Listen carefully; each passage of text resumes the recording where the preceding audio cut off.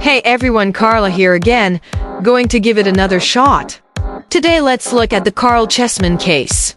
Caryl Chessman was a convicted robber, kidnapper and serial rapist.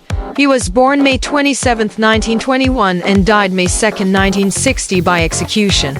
Caryl was charged with a series of crimes, 17 counts, and convicted under the Little Lindbergh Law, which was later repealed.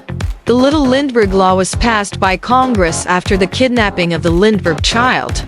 This act made kidnapping a federal offense and gave the authority for federal investigators to pursue kidnappers across state jurisdictions.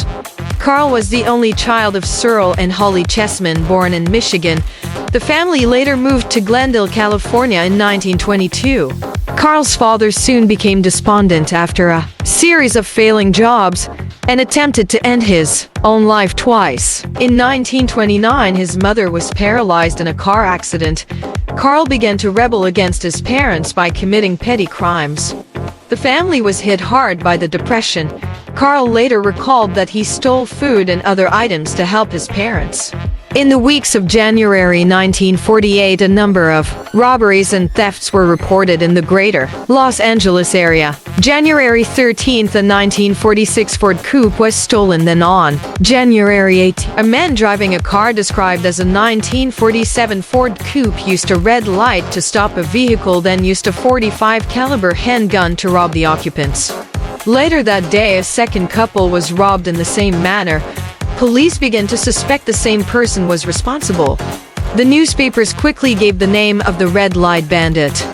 On January 19, a third couple was robbed while sitting in their parked car. The woman was forced to perform sexual acts on her assailant.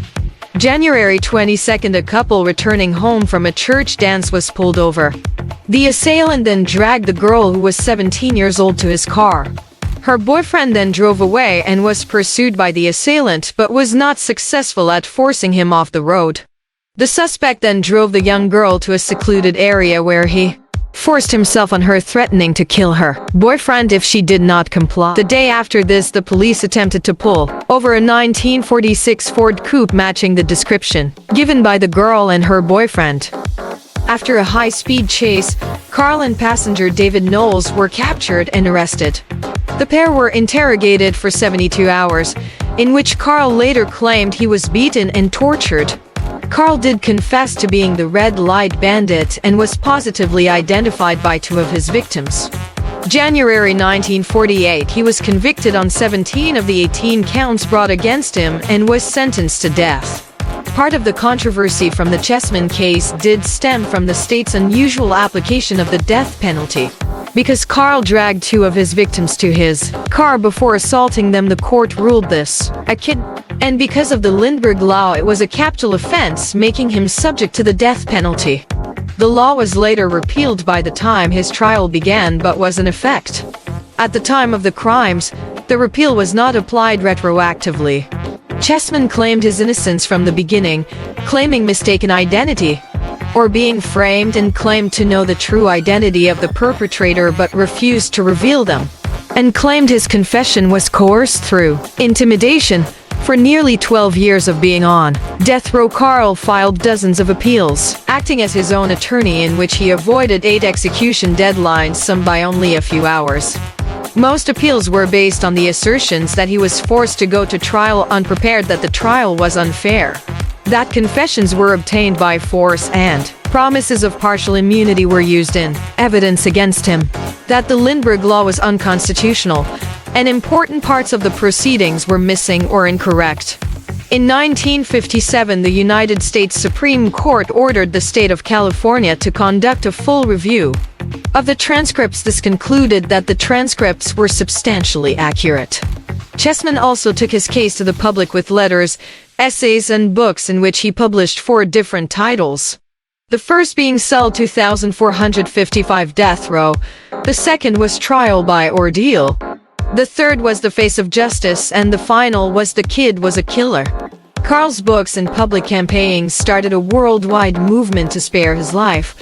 All attempts failed to spare him. Caryl was granted a 60-day stay a few hours before his February 19, 1960 execution date. All appeals and stays finally ran out for Caryl. He was sent to the gas chamber at San Quentin prison on May 2nd, just days before his 39th birthday.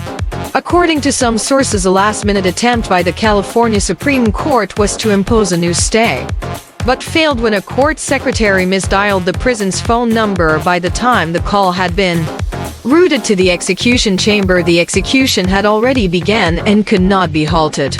During the execution, Caryl vigorously nodded his head, a prearranged signal to reporters that he was in pain. Chessman's body was cremated as per his wishes. He requested that his ashes be interred with his parents in Forest Lawn Memorial Park in Glendale, but they refused the request on moral grounds. His ashes were buried at Mount Tamalpais Cemetery, then disinterred in 1974 by Chessman's attorney and scattered off the coast of Santa Cruz Island. That is the story of Caryl Chessman. Death penalty fit the crimes or not? What do you think? Join me again next time.